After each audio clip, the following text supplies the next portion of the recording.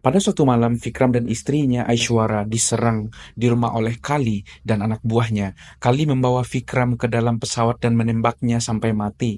Sementara Aishwarya dijatuhi hukuman gantung setelah anaknya lahir yang bernama Azad yang nanti akan menjadi kepala sipir. Vikram selamat dari serangan tersebut dan kehilangan ingatannya, di mana dia diselamatkan oleh suku Indian Timur Laut dan direhabilitasi di desa mereka.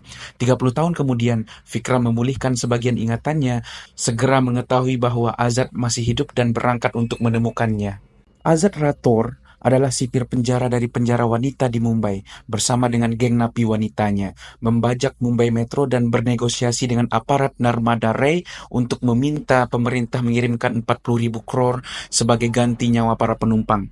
Seluruh uangnya disumbangkan kepada semua petani untuk membantu mereka serta ganti rugi atas kejahatan pemerintah yang telah merugikan dan menganiaya para petani tersebut.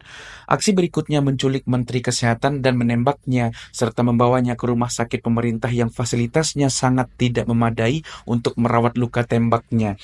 Tapi hasilnya rumah sakit tersebut tidak bisa bertindak karena tidak layak dan dana rumah sakit dikorupsi oleh pemerintah.